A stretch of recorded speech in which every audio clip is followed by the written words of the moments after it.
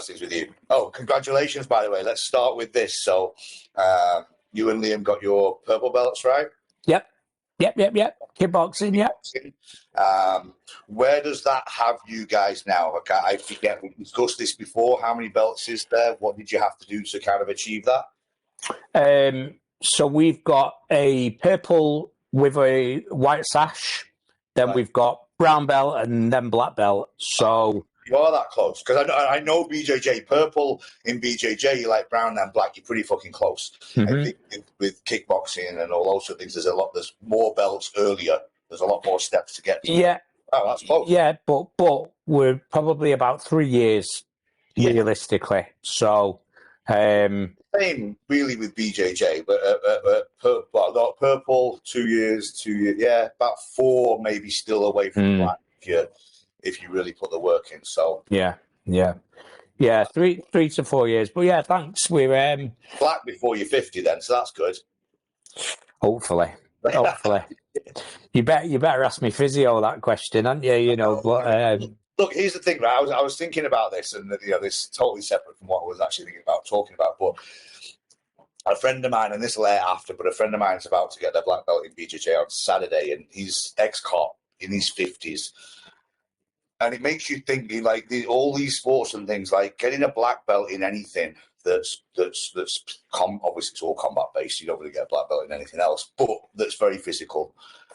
I do think there's something to be said for people achieving this when they're older.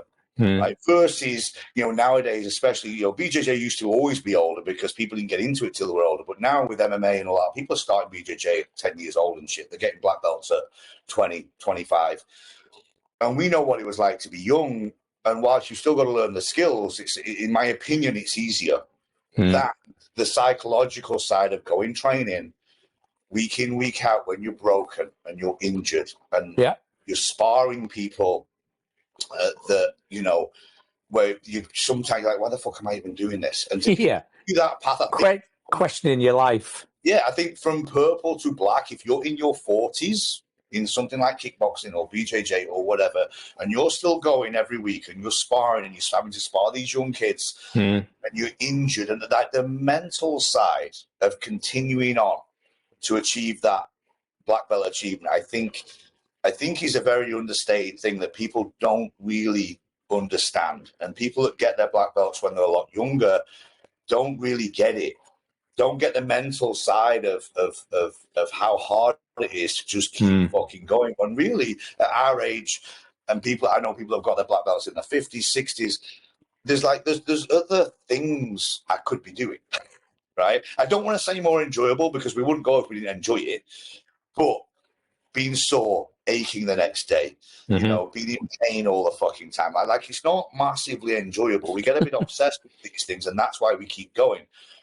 But at our time in life, there's other things that we could be doing. Oh, mate. Right? So I mean, paddle looks more appealing right now, than fucking kickboxing. You know what I mean? Like when you and Liam get your black belts at the same time, yours and Liam's journey has not been the same.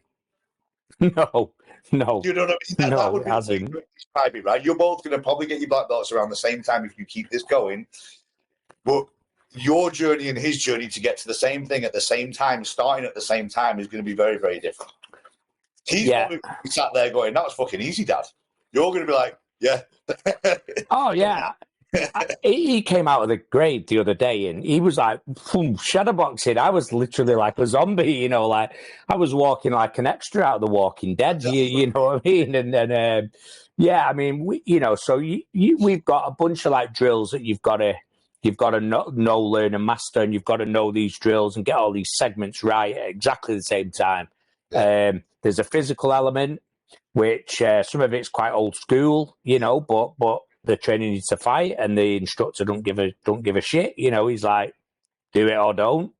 I get it. You've got injuries, but tough shit. If someone attacks you in the street, what are you going to do? Say, soz, mate, my knees hurting. He's like, so. I don't know. Like, I might as well, what not to. Yeah. So you got a physical element that you've got to pass, and then obviously there's sparring and all that kind of jazz. And yeah, I mean, like you say, it's brutal. 3 weeks before, I found out that I've slipped a disc in my back, and so I've dropped to probably about 600 English pounds, whatever that is in dollars. Yeah, we don't the exchange rates. Exchange rate's terrible now, isn't it? But it's a lot, on physiotherapy and just trying to keep going, trying to get over the line, and I know you went on a journey with this many years ago, but I refuse to accept historically the journey of yoga and Pilates, whereas I've now accepted that journey as well. And sort of, looking after my body, managing my recovery. In the past, I'd always be like, oh, fuck recovery, bit of a stretch, bit of a move, sort of go again kind of thing. And whereas now I've got active sort of protocols in place to recover. And don't want to be in pain every day, right? Like, oh, absolutely. Some sort of pain every day, which I am a lot.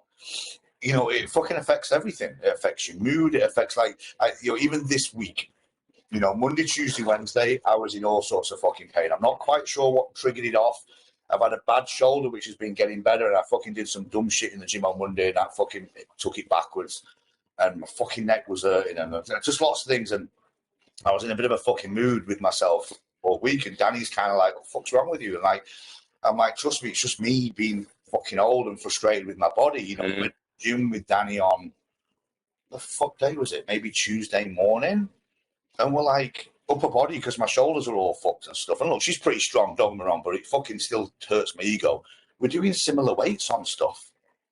So I left the gym pissed and frustrated. I didn't tell her that was the reason, but in my head, I'm like, this is ridiculous. We're doing similar fucking weights. So I was doing her workout and her weight. Yeah. Oh, mate, my missus outdoes me on the leg press, which fucking, God, yeah. Fuck's sake, for someone who's always had this, fucking persona of being strong and whatever, and I'm kind of there being like, my fucking body's shutting down on itself, and it's frustrating. So, and in the end, so what's wrong? And I'm like, yesterday I was kind of like, look, I was in a fucking, and all of a sudden, for some reason, I sparred with some of the guys on Wednesday night because we have a little sparring class. Nothing to I didn't want to because I was in pain, but I had an odd number. Only a couple of guys rocked up. So I'm like, okay, fuck it, let's have some fun. I went home, my neck's fucked. Didn't even take a punch. So I don't know why the fuck my neck was hurting. I get in the car and I'm like, fuck my neck, I can't take my fucking head. And I get home and, I was buzzing a bit because it was fun. But I'm like, I'm even more sore. And somehow, I don't know what the fuck happened. I woke up yesterday morning, felt fine. No pain. Funny, innit? Felt great. And I'm like, I'm in a fucking good mood. I'm like, what the fuck is all this? This is how fucking random my days are. Yeah. And I'm trying to, you're trying to explain this stuff, and it's kind of like I don't necessarily know from one day to the other how I'm going to fucking feel. And it's not good for your mood or business or any of this other stuff when you're inconsistent. If pain is mostly there, but it's inconsistent, and it's just throbbing away in the back of your mind that this aches, this fucking sore, and what we're going to train today. So, I probably need to get on more fucking, rehab. You're probably doing more fucking rehab recovery type protocols than I am. Right. Well, it's boring as well, and that's the problem with it, isn't it? It's boring. You don't. Because it's an acceptance thing as well for me. I'm a fucking arrogant fucking. I'm just like, I don't want to have to start doing this shit. Yeah. But I do. And I have my ways. Don't get me wrong. I'm not completely naive. I don't just put a lot of weight on the bar and crush my fucking elbows to bits and then wonder why they still hurt. I do warm up. But I definitely don't do the amount of things I should do that would probably make life a little bit easier. But anyway. Sport and boxing and fighting in general, because we haven't had a bit of a rant on boxing and sport for a little while. So Mike Tyson versus Jake Paul. Thoughts? Yeah. Because it was announced a few weeks ago, and then a few things have come out recently. So where are you at with all of that? Initially, I mean, first and foremost, let's just put it out there. We were going to do this last week, but we had a little time zone issue, didn't we? By we, you mean I fucked up the time zone difference and was that day at the wrong time. But we're a team, mate. It's all good. On the chin, that was all me sat here at the wrong time. Being like, where the fuck are you? And you're like, what are you on about? It's 3 o'clock. I'm like, oh yeah. It's all good, mate. It's all good. But yeah, because the clocks changed in the States and hadn't changed here, had they? So didn't know there was a 2-week difference. I kind of figured we were about the same. I knew it was the same month, but yeah, it didn't register. It happens to me all the time because I always have calls with Australia, I have calls with fucking the UK, and every time there's a fucking clock change, you're like, one of you, we on about it's the wrong time, and I'm like, oh, okay, Yeah. well, fucking rearrange this then. Yeah. But no, to answer your question, I mean, initially I was just like, what the fuck is this? You know, you've got, in my eyes, you know, a Hall of Fame. I don't know if he is in the Hall of Fame. I think he is, isn't he, Tyson? But, you know, one of the greatest ever. What was he, 18, 19 when he won the heavyweight title? 19, yeah. One of the greatest ever.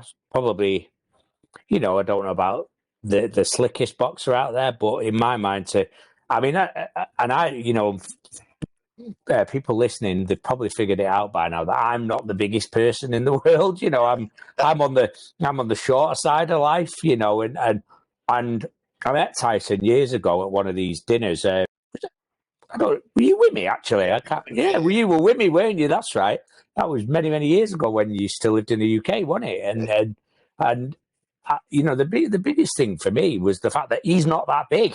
No, he's not that heavyweight. No, and to be smashing up guys of the size that he was and all that, you know, phenomenal. And for me, he deserves his places and the respect of one of the greats. And I mean, we'll get into Jake Paul in perhaps in a business sense and all that kind of stuff. But, you know, from a sporting sense, I just thought, what, you've got no fucking business. Even at the age of Mike Tyson, even though he's very old and very retired, he's not very old, he's not 90, but, you know, in athlete terms. 58, right? Yeah. Look his age up again because I knew, you know, he's well in his 50s, but 58, you're like... Yeah, you know, he's got no business. I don't think Tyson's got any business being a boxing ring now at 58 years old, and I don't think Jake Paul's got any business sharing a boxing ring because you know a lot of pros, don't you? Tons of pros. I know tons of pros as well. And one of the things they will say in victory or defeat is, with a certain caliber of boxer, it was an honor to share the ring with you. Yeah. You know, and that statement we've probably heard a lot before. I remember Martin Murray, who was a really good fighter from the UK, but he got pretty dusted up. He got pretty roughed up by Gennady Golovkin out in Monaco. Yeah. And Martin Murray's a fucking good fighter and a tough guy. Yeah, tough man. Shows you how good Golovkin was. Murray should have won a world title. Was robbed a couple of times as well, badly, but. Anyway, I'm pretty sure Murray was one of them. Murray said it was an honour to share the ring with Gennady Golovkin, and I'm sure these are, you know, loads of other examples. You see that a lot with, like, sometimes even with the sort of the slightly aging fighter and the younger guy coming through. You kind of sometimes know, and this wasn't this scenario, but you know the younger guy is possibly going to dust the older guy. But there is an honour in that. But also the younger guys paid their dues to get there and get that fight. Of course. Of the guard, right? Of course, yeah, absolutely that. Absolutely. Scenario, it's not really the same. It's just again usual big sort of money grab. So that was it. I thought you've got no business being there. That was my initial reaction. You've got no business being there. For the first time, like I don't know I keep seeing different things on the rules, right? At first, I thought a lot of the Jake Paul stuff was potentially staged, and I changed my mind on it. Because I don't think it was. I think he actually was better than these MMA guys, and I think you know they got shown to be just not really have that level of striking, and they were a bit older, and the weight difference, and there was a lot of things that put everything in Jake Paul's favor. I do think for the first time, and Teddy Atlas alluded to this, that this is an arrangement. I do think this is going to be a little bit potentially like the Roy Jones fight. It's going to be a bit of a glorified sparring. I've seen some of the rules. They're going to be, I think, the 16-ounce gloves. There was talk of only 2-minute rounds. I don't know.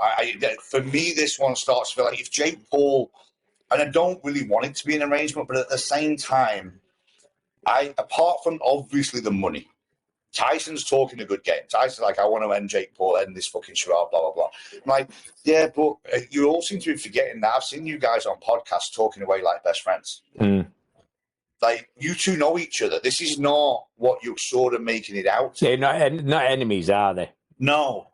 And, Tyson spoke, positively of Jake Paul and what he's doing. And I'm also a bit like, Jake Paul, when he's, being his humble self, seems to really respect sport and respect boxing.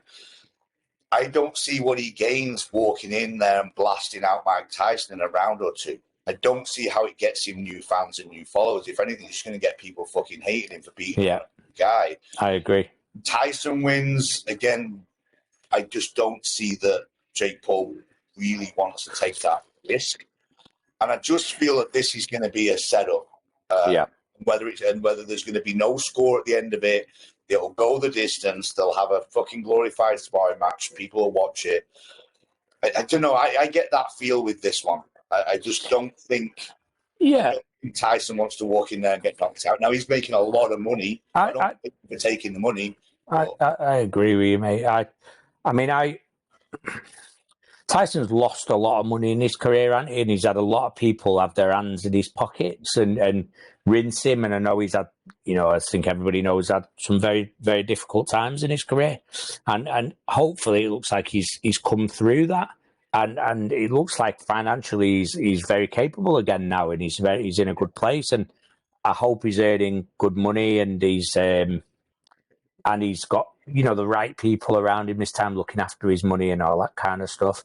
And I have no problem whatsoever with, and we'll maybe get into that with Jake Paul. I've got no problem with people building up a brand and building up and making a ton of money. Ironically, I was in physio yesterday, and I saw Tommy Fury. I was chatting away to him, and Tommy gets a lot of hate. Tommy's a top guy, right? One of the nicest lads you'll ever meet, and one of the reasons he gets a lot of hate, maybe he is on a journey with his progression, let's say, but he's making a fucking fortune. Yeah. He's making so much dough. And I think fair play to you. Yeah. But I would fucking love Mike Tyson to just go in and choose violence and just fucking put it on him. Yeah, I think we all would. I just don't think that's how it's going to play out. No. To see that, and I think Jake Paul kind of knows that. But I think everyone's dismissing. People are looking at Tyson on the pads and he looks fucking great. Yeah. Going, well, he did look quite sharp the way he moved against Roy Jones. But again, I watched that fight, and whilst I didn't fully notice it at the time, there was a lot of pulling punches. Yeah. And someone said, if you rewatch that fight, watch how much Tyson doesn't actually go to the head when he's got Jones in the corner and stuff. And you rewatch and you're like, oh, fuck. Tyson looked like the old Tyson, but they weren't throwing bombs. They were throwing bombs. Tyson looked better than Jones because I don't think Jones really trained from a fitness point of view. Yeah. But then you look at it like, this was a glorified sparring match. There was an agreement here, and it was always going to be a draw. And whilst everyone's going, but the last thing to go on a box is the punch. It's like, yeah, but you know what the first thing to go is? Your fucking chin. Yeah. If Jake Paul fucking lands on Tyson, he's going over. Oh, he's going to hurt him. Yeah, he's going to hurt him. Tyson, yeah. Saying this, he ain't the fucking Mike Tyson of 25 where he used to walk through shots. He was falling down on shots because he didn't want to be there. When he's at the end of his career. It's a young man fighting an old man. And if a young man... you've only got to watch Holyfield when he fucking stepped in against... what was the MMA guy recently? He's only a year or so ago. Maybe 2 years ago. The fuck? Don't know. Don't know. Holyfield's a year or two. I think now he's 60. I think he was 58 at the time. And Vitor Belfort barely touched him. And his legs wobbling all over the place. The ref stopped it. Holyfield's like, you should have given me long. I've proved I can come back from shots before. And I'm like, yeah, fucking 20-odd years ago, 30 years ago. Not now, right? Yeah. And it was bad. It looked horrendous. And it was sad to see you watching Holyfield, who would have fucking annihilated Vitor Belfort back in the day. Yeah. Just breezed on the chin. He was all over the place. Yeah, I just don't see how Tyson's going to be any different, because whilst he's hitting pads and shit, he ain't getting punched. No. He probably hasn't been punched for 20-odd years. It's a young man versus an old man. It's as simple as that. It's a young man versus an old man, and we can, particularly people of our age and perhaps older than us, we can live in our yesteryear. What's the word I'm looking for? Nostalgia of maybe Iron Mike's going to come back and just fucking blitz him and all that, but it's not going to happen. Like you say, I agree that there's an agreement in place, an arrangement, and I think people will pay for it. But I think what's forced this. I was thinking about this from a business point of view, and this is where I'm going to be on Jake Paul's side for probably one of the first times. I've come round to what he's doing. He's not a bad thing over the last few conversations, even with you, and his last few fights. But I blame a lot of the fucking fans, boxing fans particularly, right? He had all these fights that made millions of dollars for him, made these MMA guys more money than they'd ever made. But there was this: you've got to fight a real boxer. You've got to fight a real boxer. Now, Jake Paul's not in. He's in this, I think, to try and do something in boxing. But at the end of the day, they're also in this to make money. He finally fights over. He fought Tommy Fury. I kind of don't count that. Yes, he's a real boxer, but they both made good money on that one because people wanting to really see that. Yeah, loses, right? And then he goes and fights that last fight against a nobody boxer, which is exactly who he should be fighting. If you were really taking the sport seriously, that's the kind of guy that you're fighting in your first 10, maybe 15 fights. No one sees you not making much money. There's no way that show made any money. If anything, Jake Paul probably lost fucking millions on that show. Because he's trying to headline a show, pumping all his money into it, puts it on pay-per-view. Pay-per-view fucking flops because everyone's like, who's this guy?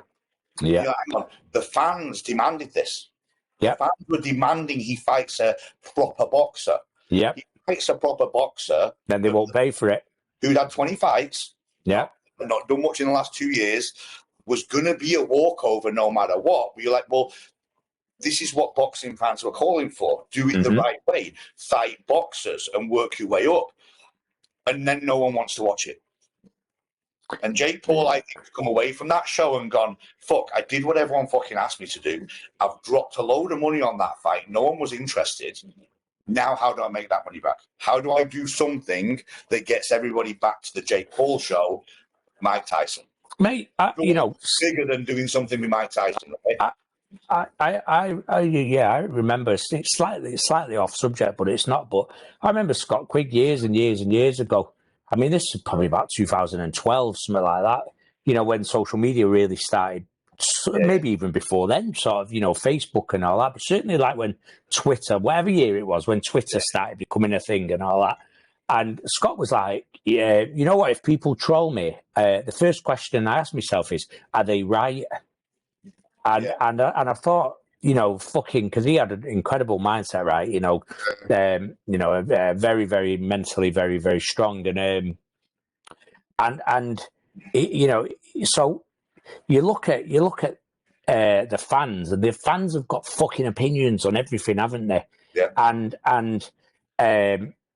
So the fans will tell you that you're great. The fans will tell you that you're shit. One day you're good, one day you're bad. One day you're the hero, one day you're the villain, all that kind of stuff. So I totally agree. With what you're saying about Jake Paul, he's probably looked at this and gone, "Well, hang on, and I don't blame him. I'm in this to make money, particularly if he's getting punched in the face. And it's sad to see all these ex-pros who've got no money and all that kind of stuff. It's really, really sad to see. So he's in it to make money. So he's got a blueprint of what he thinks will make money. It's making a fucking fortune. People hate it. People start saying, you should do this, you should do that. So he goes, well, okay, then I'll do it your way. And then none of them put their hand in the pocket and give him any money. The other way again. And I think it's a pretty good lesson if you want to look at what he's doing as a business, because it's like, right, okay, like you just said, who are you and should you really be listening to? He's listened to what everyone fucking said, and they've turned on him again in the opposite way. So you go all of a sudden, okay, for someone like Jake Paul, he's like, his brand is what he's created a little bit. He's damned if he does, damned if he doesn't. So if you see that from all the fans, you kind of go, all right, well, I may as well just go back to doing what the fuck I was doing then, because for me, this is about making money. for me, this is, yes, I do want to fucking take boxing seriously and all the other stuff, but at the same time, he's also running a business. He's not just going to put fights on against, you know, guys outside the top 20, top 30, just to please people and lose money. What is the fucking point in that? There is none. You know, because at the end of the day, also, in his mind, I think he really believes he could get up to the upper echelons of fucking top 10 and world title fights. But, you know, realistically, he'd have to have another 10, 15 fights working his way up that way. So unless he's really willing to go underground and go, okay, fuck the Jake Paul show, I'm going to disappear, have these fights. People will know I'm fighting, and in 5 years' time, I'm going to be in the top 10, and I'll start pushing for world titles and do it that way, which he's not going to do. Why would you do that when you can make millions? He's been doing it, right? I'm not. Well, I mean, would any of us do it? No. And I think when you realise that the fans are so fickle that who you're trying to please is a waste of time, and this is where someone like Mayweather had it right. You know, he didn't give a fuck. Most people hated him. A lot of fans loved him or hated him. He thrived on the ones that hated him, and he kept doing things his fucking way. Like, the fans went on and on, I mean, you know, on and on at him, especially after he had all these hand problems and he started fighting a certain way, which people thought were boring and didn't want to see. And, you know, he just sort of, I don't want to say, you know, he snuck wins, because he kind of didn't. He won handily, but he won easily by not doing very much, which wasn't overly fan friendly. Fans were on him to fucking change his style. He's like, why the fuck would I do that? Yeah. Why the fuck would I change my winning formula? Yeah. I'm going to go 50-0. I'm not going to lose a fucking fight. I don't care whether you lot think I'm exciting or not. I'm going to make millions and millions of dollars. Right? And where other fighters, you do see it. Sometimes people fall for this MMA, you see it a bit. You know, the fans start getting on, and Dana White, I think, is a bit a part of this, because Dana White's like, I want exciting fights. I want exciting fighters, and I don't care if you win or lose. I want exciting fighters. And some fighters go away from game plan. They go away from fighting safe and winning technically to trying to have a brawl and get smashed. And you're like, look, and that's your thing. Don't necessarily fall for what everybody else wants you to do, because that might not be your winning formula. Yeah. I think I'd tell you, if I was him, I'd be careful with, though, because he's still in good nick, and he's not that old yet. He's Carl Froch. I'd be careful asking for that one. Yeah. Because Froch is, you know, we were there, weren't we, ringside when he fucking blitzed Lucian Butte. Yeah. And he was never that great a boxer anyway, but fuck me, could he have a fight, couldn't he? Tough as fuck, and he could hit, right? Yeah. You know, the only thing, no matter what, and again, I don't know who's at what point that the Jake Paul show is going to get kind of come to an end. I don't know how it's going to end. It's interesting, but yeah, I don't know. I don't hold out much for any of the older guys, and you know, even someone like Froch, I actually don't know, because unfortunately the ego comes in. How hard would they really train? How much do they believe that they don't really need to do much for this guy? And to be fair to fucking Jake Paul, he's putting the work in.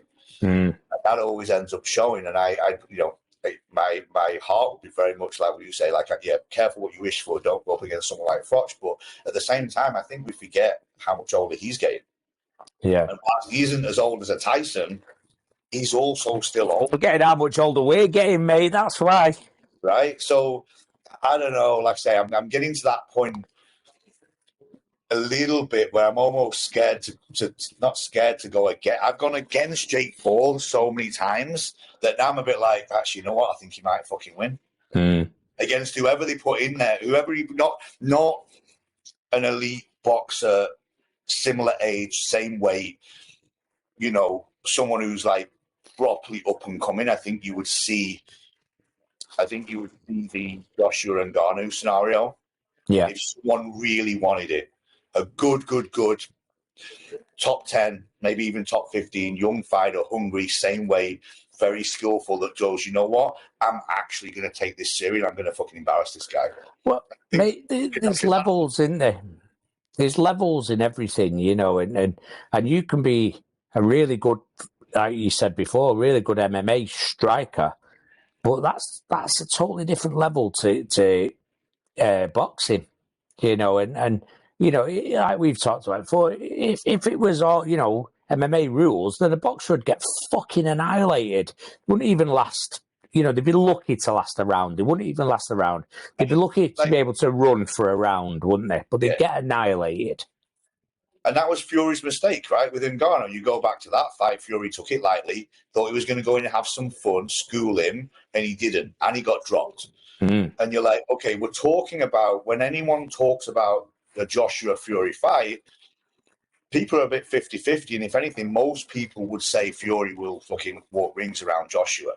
And you're like, well, attitude has just been proved is a big part of how hard you train, what mindset you go into the fight with. Because if people believe that Fury's so much better than Joshua, Fury didn't look good against Ngannou at all because he didn't try. Didn't really fucking make an effort. Joshua's attitude is, I'm going to show the world the fucking difference, and I'm going to train like this guy is a world champion, and blast him out of there in 2 rounds. I mean, isn't that a story of life, though, isn't it? It's about training and what you put in and your mindset and your attitude and all that kind of stuff.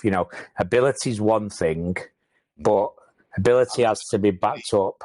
I mean, again, the size is going to be an interesting part, but I'm seriously starting to think Fury's going to have problems with Usyk.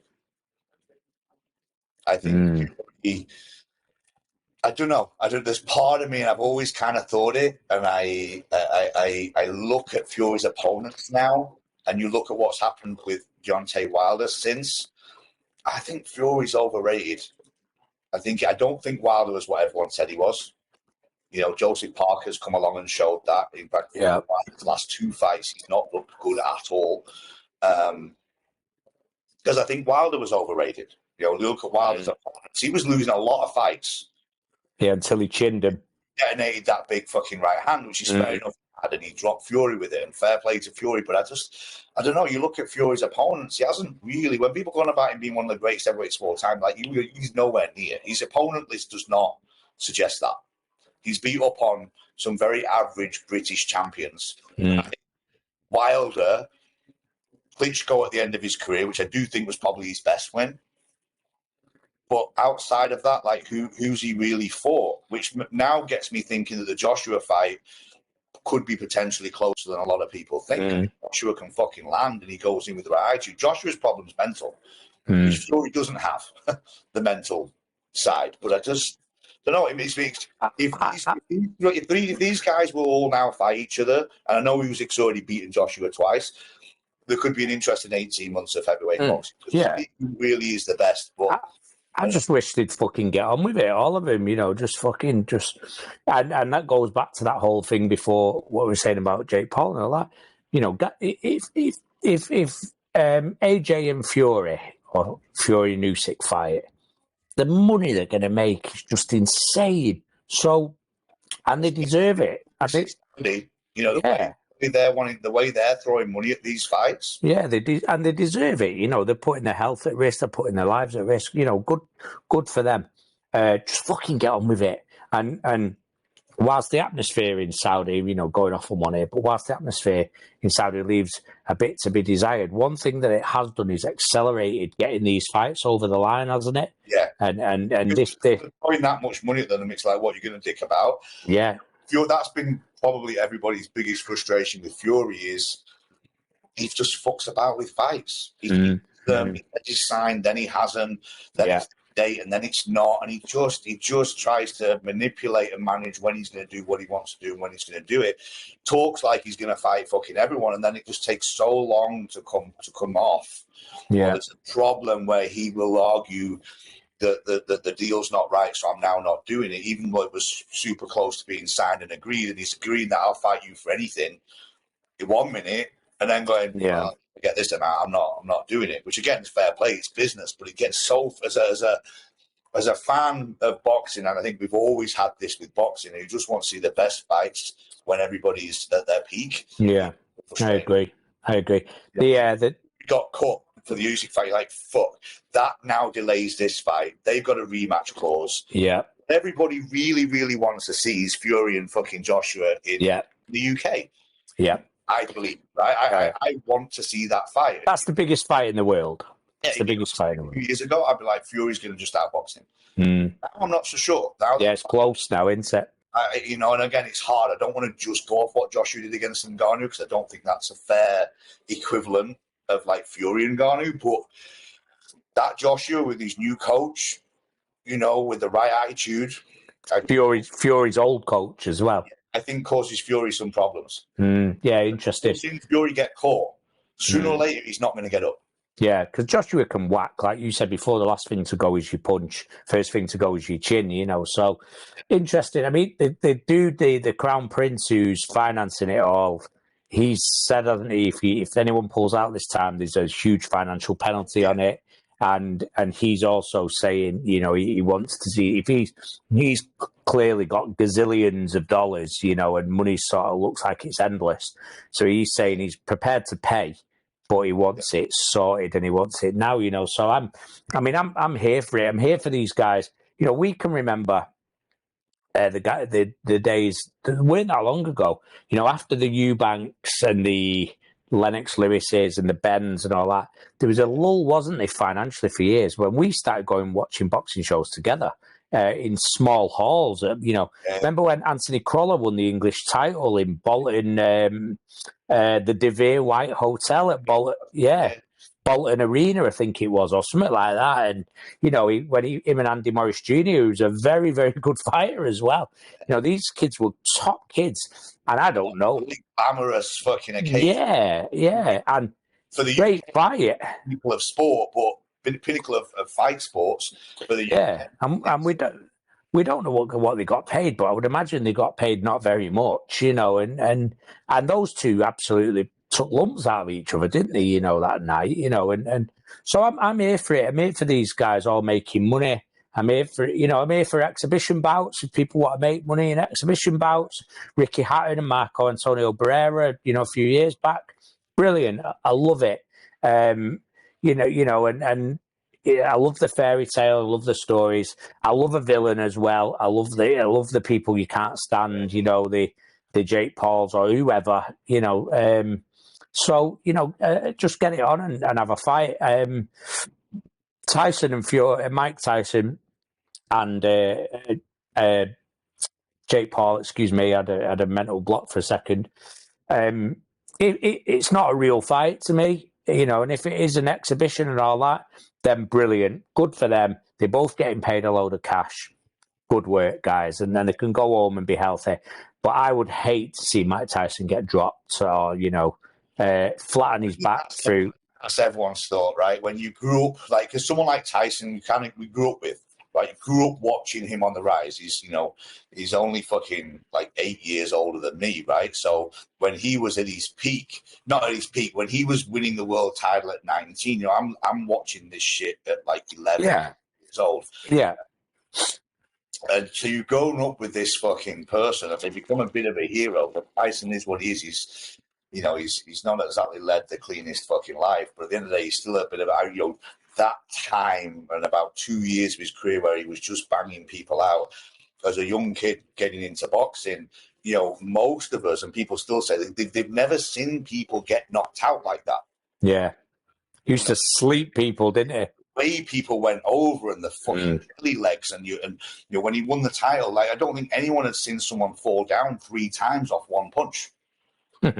Fell down across the ring twice. Yeah. They've never seen that before. Yeah. They were like, what the fuck did he just hit him with? Yeah.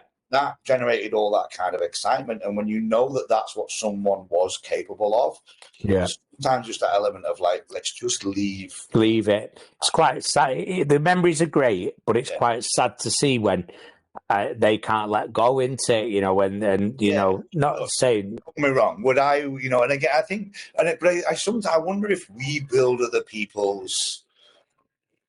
What would be the word? It's not morals. It's not the right thing. What if we rebuild other people's legacies up more? I will finish on this. I do wonder if we build our heroes' legacies up more than the heroes themselves, because Tyson clearly, even if this does end up being a real fight, and even if Tyson gets dropped and loses, but he takes home fucking $20-30 million, right? at his stage in his life, he's like, okay, that sets me up until I die. It looks after my kids. It does all this stuff. It's one big payday. It's not really going to take away from my legacy because no one gives a fuck. He's got technically nothing to lose. Jake Paul has got more to lose because people are going to hate him for knocking out an old man. Yeah. People are just going to be like, you're a fucking arsehole. You just knocked out our fucking hero at 60 years old, nearly, for some money. But then we're all involved. We're all going to watch it. Yeah. So maybe we build up that legacy and it's us that don't want to see it. And maybe thinking about it, if it was me, I'm like, fuck, would I go in, do a couple of rounds, get banged out and walk away for 30 million? Like, I'm going to be in that bar 20 minutes later, well over it. Yeah. Well over what it did to my ego. Well, because I can go, well, I'm an old man. Who gives a fuck? Like, I did my thing years ago. I've now got 30 million sitting in the bank. I can go and have a fucking laugh and be like, you know what? Fair play, young kid. Well done. You'd have got nowhere near me 30 years ago. Yeah. Who gives a fuck? I've just made a ton of money. You know, I just wonder, because I think, you know, I look at that and I'm like, you know, are they really asked about protecting their legacy versus $30 million? I think this is where works, right? Because I think, I do try and think about it. I think we build that up more than they do. I think they go out. Tyson said it. He's come out and said it. He's like, I'm making fucking fortunes for this. If you all want to knock me, that's up to you. But I'm making a ton of fucking money. Well, that's the question then, isn't it? And that's the question for all of us is, would you do it? Yeah. My answer is fucking yes, I would. Millions they're talking about? Like, yes, I would. Yeah, I'm going to get over whatever you want to call it. Is it going to be, am I going to feel a bit embarrassed if I get dropped? Am I going to feel, what am I going to feel? I don't know. But the bottom line is I know all that cash under my fucking pillow the next day is going to fucking make me sleep pretty well at night. Because I don't give a fuck if I disappear and I'm never on fucking TV or screen or famous again. Now I'm fucking well set, you know, until I fucking die. And so's my family and whatever. And, you know, when you I'll give a shit. So. I'm sure we'd get over it, mate, on our yacht in Miami, having a good time. Nothing. I wouldn't do it for a few $100s. I wouldn't do it for a few $1,000s. Look, no one's offering me millions of dollars to get in the ring with some younger, hungry fucking fighter. Don't get me wrong. But if I was famous and I'd done that and I'd had a great career and all that sort of stuff at my age, and this offer came up, and also it depends on where you're at in your life. Like some people, you know, even Floyd Mayweather's been fucking about with these fights to make extra money because he spends so much money. Yeah. So you have to get paid, and if the only way to get big paydays like that sort of thing is to do the only thing you ever fucking knew, really. And Tyson's done well with his marijuana farms and all these other things, but at the same time, it doesn't make him that big lump sum of money where he's like, I'm fucking set again now for life as long as I don't do anything fucking stupid. You know, I don't really see it as a bad thing. It's going to be hard for us to watch if it is a real fight and he does get knocked out, but I think we all take it harder. Because I'm telling you, Tyson's, although I don't think he drinks anymore, but I think, you know, Tyson's in that bar a few hours later being like, that was fun. Just made a lot of money. So what? I got knocked out. That's fighting. And you know what, mate? Who are any of us to judge? He's a grown man. It's his life. It's his decisions, isn't it? Yeah. Cool. Well, we didn't actually get talking about any business shit there today, but I think it's all right. There's some life thoughts within what they're all doing and how that all works. I think, like you said, finishing it on like fans of sport in general we can be very territorial. We only see things our way and we don't want to see certain things happen. But I think, you know, when you're around athletes, whilst they take their sport very seriously, they don't take life and all these things quite as serious as I think we do. I think we take it more seriously for them. Yeah. You know, you guys will take the Manchester Derby fucking crazily serious, and there's a lot of foreign players now, but do you think they take it quite as serious? No. The game they've lost, they move on. And the fans take it hard. That's what irritates the fans, isn't it? So, yeah. Let's not talk about football. Man United are shit. They got beat last night again. They conceded 2 goals in a minute. And they've got Liverpool this weekend, so that's going to be lovely as well. So, So let's leave it there. I think.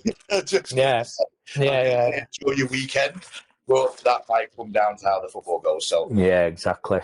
We'll touch base again next week. All right, mate. Yeah, all right, mate. Guys, as always, great to chat to you all. I think John was about to button us then, but as always. hit the like button, share the podcast, subscribe. We're on iTunes, Spotify, and YouTube, and spread the word. I'm Rick. He's John, and this is the Winning Edge podcast. You can whack the button now, mate. Thank you. Thanks for being professional.